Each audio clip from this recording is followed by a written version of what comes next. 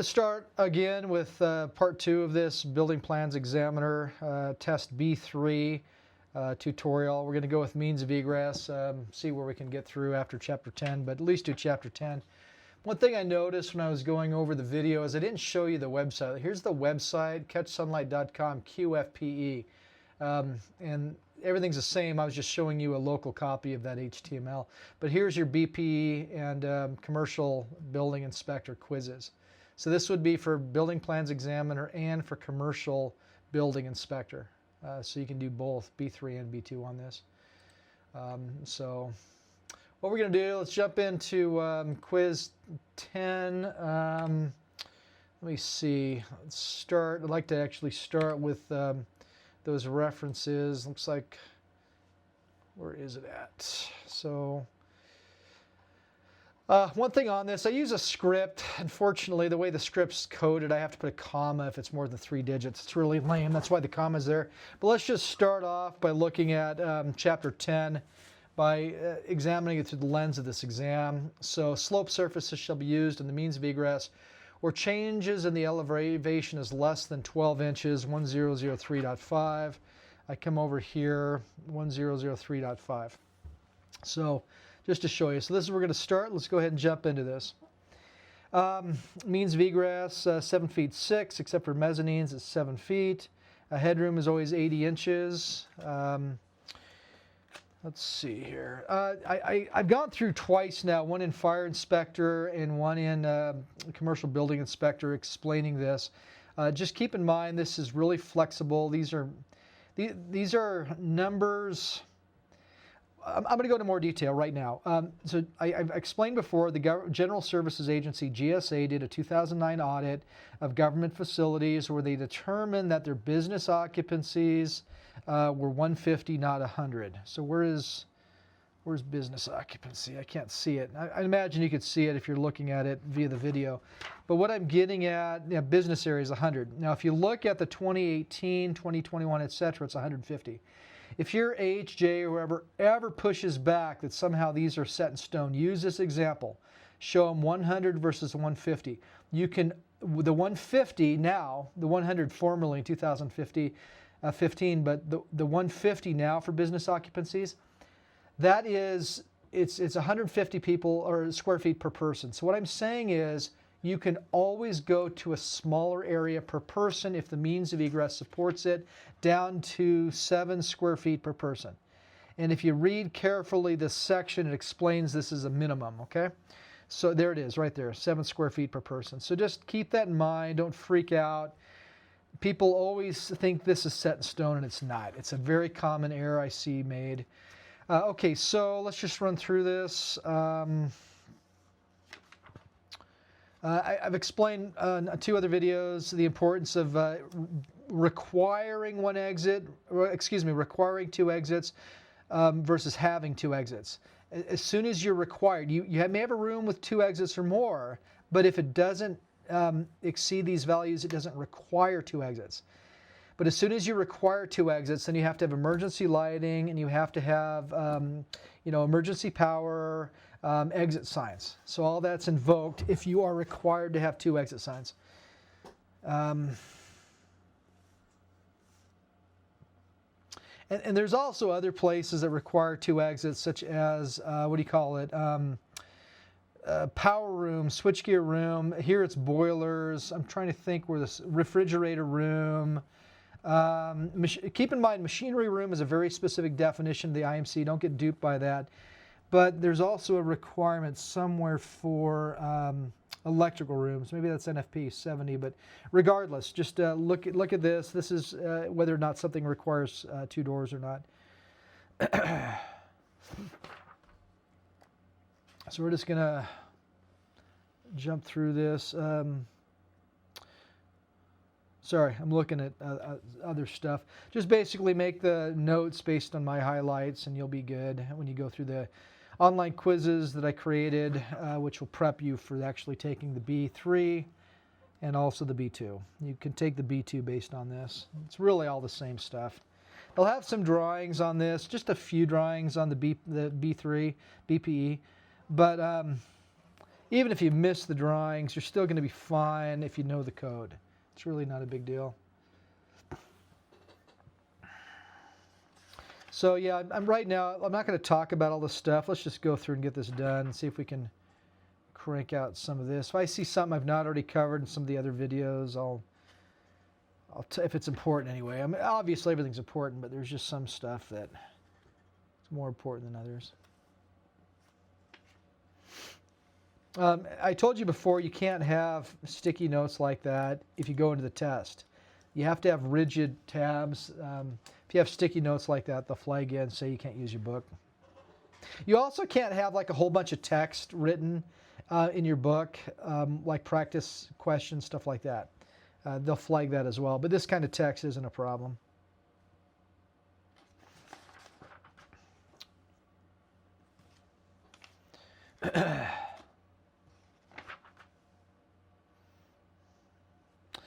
Yeah, I don't know what else to tell you on this. It's pretty straightforward. Just read my highlights. I mean, guards are always 42 inches. It's right out of OSHA. Guardrails, handrails are always 34 to, 34 inches? We'll get to that. 34 to 38 is your doorknobs. Opening limitations. So keep in mind, a sphere can't pass through guardrails more than 4 inches, except triangular openings of the stairway. That's 6 inches, and it gives you a little bit of allowances if it's above 3 feet.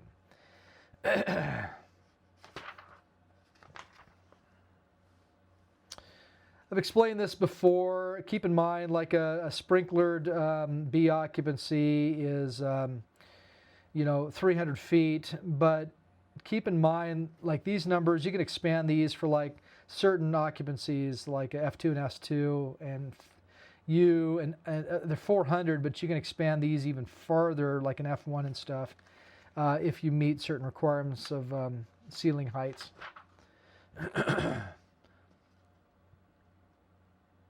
And maybe I'll talk about it. It's all based on basically a means of egress of 3 inches or 3 minutes. That's the expectation. You're going to be, once you realize there's an emergency situation, you can get out within 3 minutes. And that's why there's differences in occupancies. It's based on, are you familiar with the area, queuing, that kind of thing. Nobody calculates 3 minutes and back calculates distance, but if you use the standard engineering practices for what's in the code and calculate time to egress, it's always 3 minutes is about how long it takes. So just gives you the widths of corridors. Just remember 36, and you can drop down to 28. Dead ends, I mentioned before, 50 and a B occupancy, but let me show you this. If I have it highlighted, there's a really, it might be in, just bear with me. You can drop down in aisle space to 28 inches for non-public locations. I'm trying to think where that was. Anyway, it's just more of a nuanced. The point is, read the code. I have it highlighted here. It's in the IFC. I have it highlighted in the IFC. But you can actually drop below 36 for aisle space in non-public areas. So just keep that in mind if you have situations where you're narrower than 36, except for equipment access.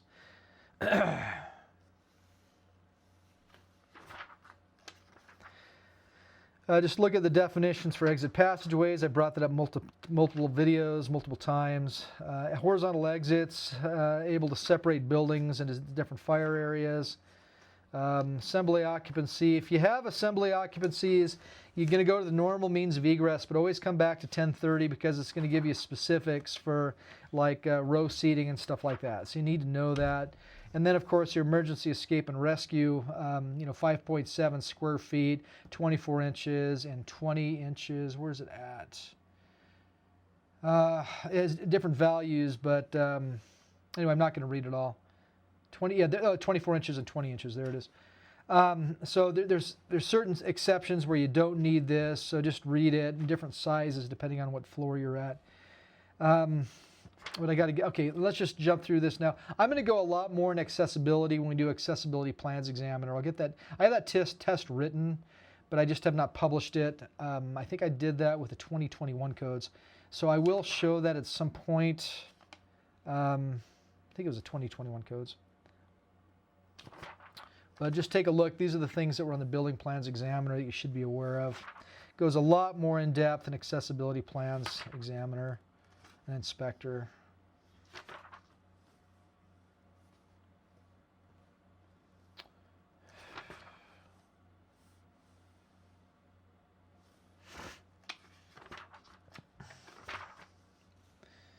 Signage. Okay, so interior environment. I mentioned before habitable space versus non-habitable space. A hallway is a non-habitable space. Know that definition when you read interior environment. It'll throw you if you don't.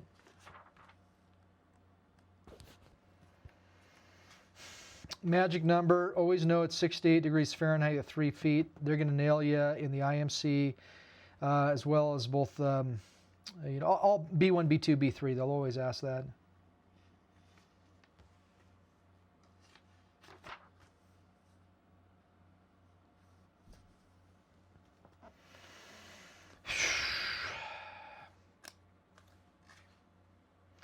Yeah, maybe, okay, let's jump into chapter 14, exterior walls. Let's see here. Yeah, I don't know what to tell you. It'd be a pain to read all this. I'm trying to help you out by just showing you my highlights. You could highlight as you want to. Let's just get through this reasonably quickly.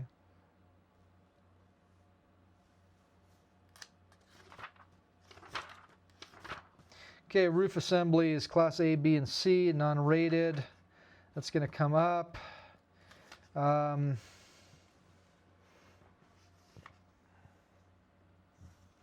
lot of times you're like your IWUBI code, International Wildland Urban Interface, as well as Chapter 7A of the California Building Code. They're going to talk a lot about the importance of fire rating. That's where you're going to have like Class A roofs invoked.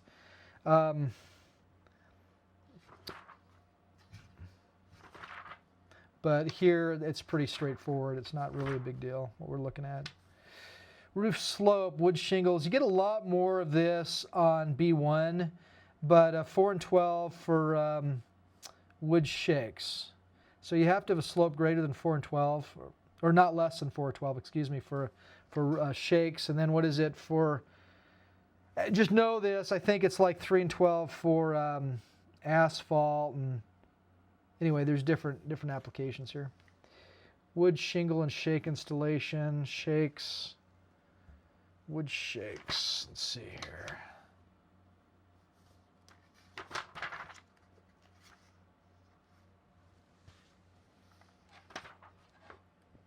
Yeah, I hope this is helpful. The intent's just to help you be able to underline really quick. Just to help you know what to highlight when you go into the test. What I found is if you do these highlights, you go into the test, you're going to be better off. Risk categories. So, like a group U, it'd be, well, not all group U's. Obviously, we do a lot of electrical substations group U, but ag buildings up to like a fire station. Risk category 4 would be like a fire station type thing. Live load is anything that's not associated with the construction. That's what it's defined as. And yeah, this is a really good thing to know. Like these tables.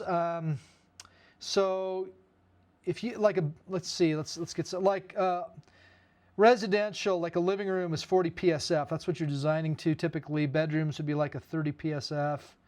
Yeah.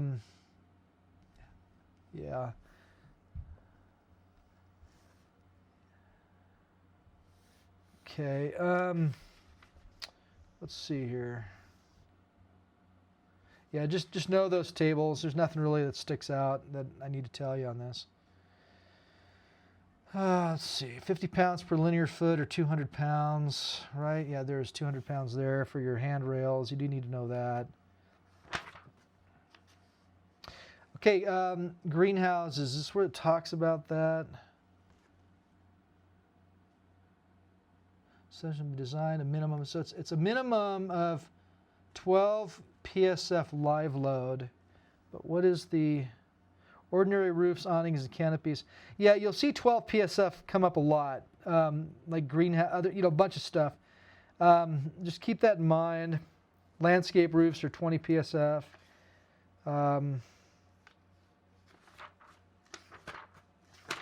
All right, let's get through this. I'm trying to think what the question was on that. Anyway, you had a question whose answer was right there. I don't remember what it was. I think I have. Hopefully I have that in a set of questions there for you.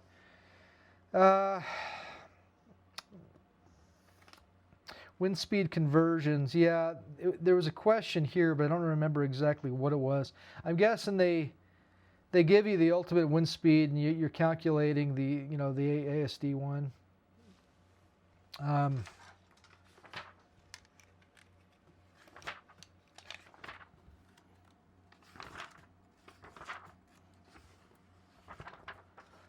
Okay.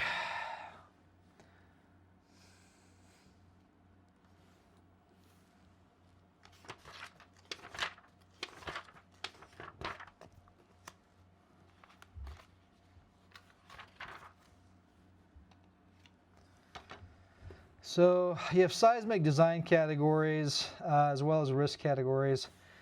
I can't remember. The answer was E, whatever it was. I don't remember what the question was.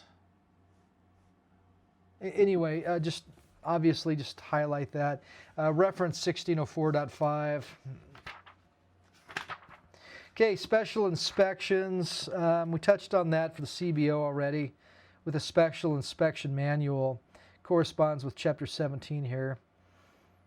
So I'm trying to think if there's anything that really sticks out. If you do want questions, more questions, go to that Building Codes and Standards in the Certified Building Official Test. I have a section on that for the Special Inspection Manual, but I think we captured everything here. Special Inspection Manual is just an expansion of Chapter 17 anyway.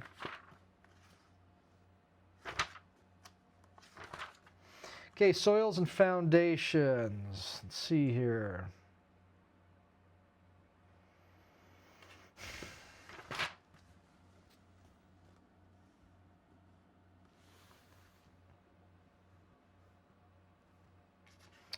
Let's see. Expansive soil needs this. I can't remember, but I wrote that because there was a special requirement for the expansive soil classification. As you're looking through, just take a look for that.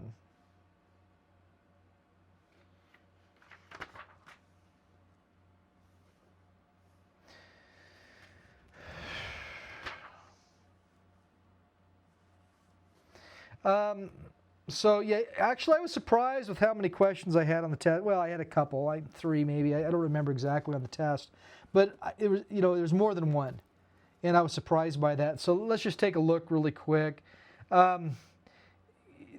So just look at the reinforcing. PC is plain concrete. So what you have is if you have a wall height of 9 feet and you have unbalanced backfill of 8 feet against that foundation wall, and if you're let's see, you're 10 PSF here, or 30 PSF, 45, 60, and your wall thickness minimum is 7.5, you need number 5 at 41-inch center for your rebar. That's how you're going to find it. I think the answer was 8 inches there, or 8 feet, excuse me, and 10 feet here. So I put the B next to the answer in this case.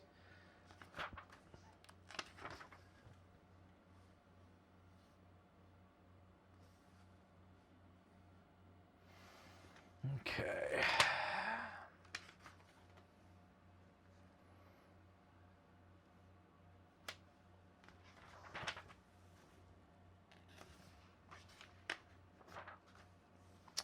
Yeah, sorry guys, so boring, but let's just, I'm hoping this is help. I really think it's helpful, or if you don't realize it's helpful, if you just do the highlights, you'll find it's very helpful when you take the test, trust me.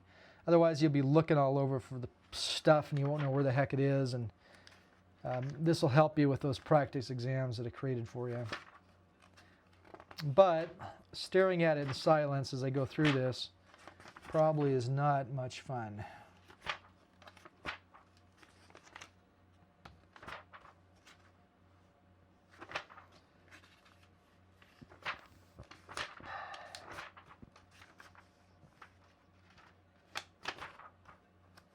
I've mentioned this before, but when it asks you about a reference applicable to like grout, obviously it could come to the masonry section if you remember, but just keep in mind they'll give you 4 options, A, B, C, D. Just as I've said this multiple times, but it's just so helpful. Go to the reference standards, chapter 35, and just go through those 4 options until one matches grout. That's how you can answer those. Though in any given test, they'll probably have 5 questions asking what is the listing, or what standard is it required to meet, whether it's plywood or particle board or whatever. And it's hard to remember where in the code it is, but if you go to the reference section, like I said, chapter 35, it's basically a freebie. You just have to take the time to look up each of the references in the selections available.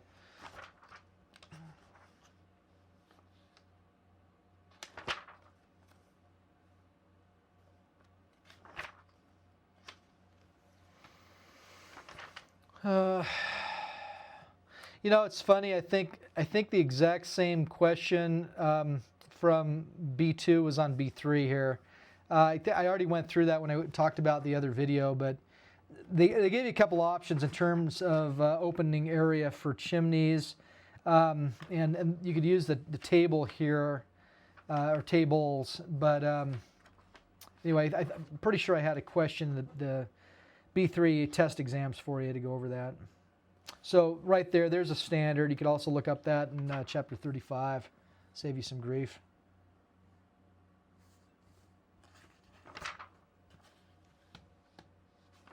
A lot of questions from this chapter 23 here. So whether it's notching, boring, you're going to want to know all that. Sizing your rafters or joists or headers. This would be a chapter you probably ought to do the highlights on, but then just think about like your fastener periodicity, what type you're using.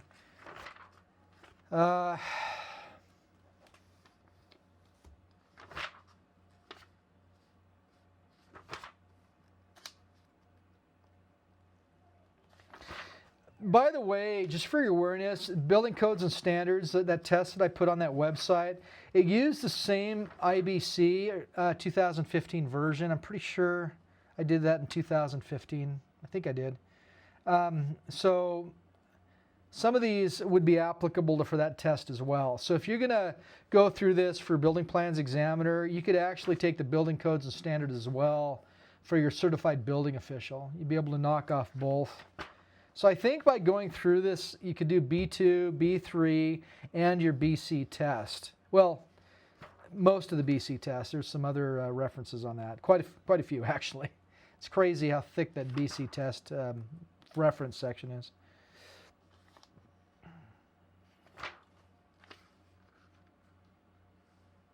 I also talk a lot about this. Look at that video I did on the residential building inspector and plans examiner. I go into a lot more detail in this section, but I don't feel like talking about it now. If you want to go through that, it's a boring video. I had kind of a bad camera, but I think the information is really solid in that presentation. So ceiling joist spans for common lumber species. Let's just go through this really quick. So you're on 24-inch centers. You have a 2x8. You're a southern pine. What's the span? It's 17 feet 7 inches. That's how you use that. Oh, and keep in mind, never forget, look, live load's 10 PSF. Your deflections, length over deflections 240. So just keep that in mind, because they'll give you those specs in your question description. So lookup on these is the same for all of these that I just described. Let's just look at this. So ground snow loads 30 PSF, ceiling attached to rafters. So you have like gypsum on your rafters. Deflection L over delta is 240. So if you're on 16-inch centers, Douglas fir larch number 1, you're using 2x6s, you're allowed 11-foot 5-inch span there. And I think in this case, I think they give you these parameters, they give you all this stuff, and they give you what that is, and they tell you span, maybe it was 11 feet, I don't know what it would have been.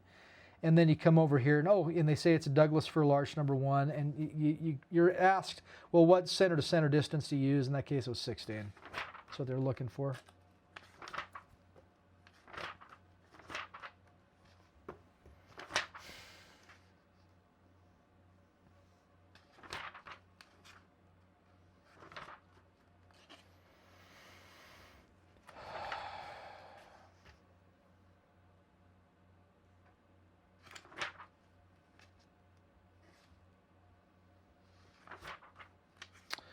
Okay, I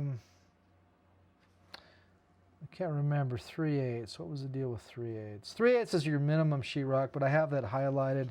I don't remember the question though, but the answer was 3/8. It was not. It was one of those. Which of these is not? And the answer was 3/8, but I don't remember what it was.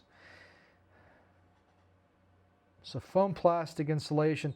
I mentioned before, if you're using, you actually have to. It doesn't call out Type X or anything, but you have to have 1/2-inch gypsum over plastic foam, expanded foam insulation, or it has to have an ICC ESR saying that it's okay.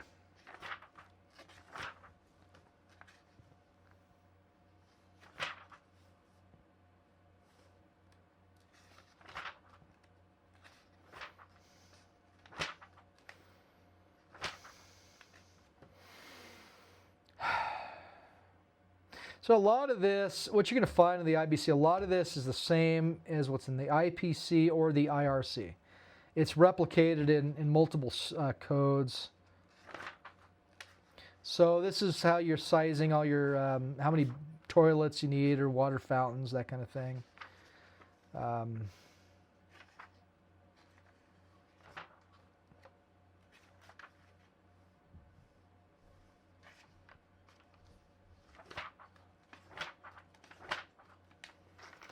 All right, membrane structures. Let's see here.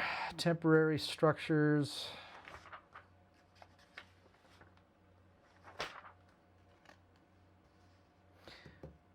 So there's some formulas here. Keep in mind, like, so like you have 8 feet, and then 1 inch of encroachment is permitted for each additional 1 inch of clearance above 8 feet.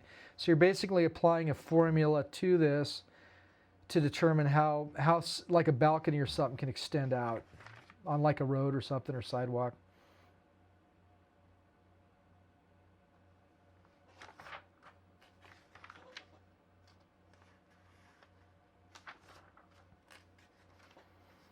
I mentioned before the 40-foot rule for standpipes right there, so keep that in mind.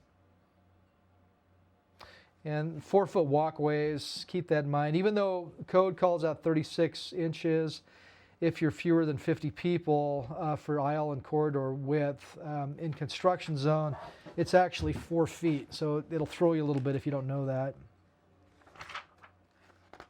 Okay, that's it, folks. Crank through it fast. I know it wasn't detailed, but you have all the questions right on that online system. Right now what I'm showing you the references. These are some of the references I highlighted to make life easier, or indexed, highlighted, whatever. And what I find handy on other subsequent tests I've taken, I go and highlight them all. I think I have a couple questions in here. I thought I did. Let me just, I think I jumped over here to, just bear with me. I think I have some in H.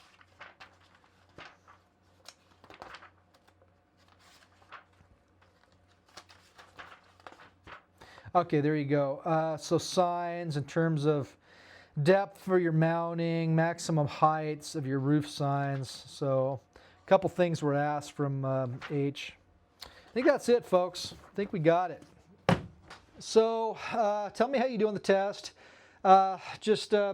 You know, go through with your book, highlight what you've seen. Like I said, go through the commercial building inspector videos, those 3. It'll help you highlight the 2021 version of the code book. Then you can easily cross-reference with this video and see what the changed numbers are. add things that were missed out.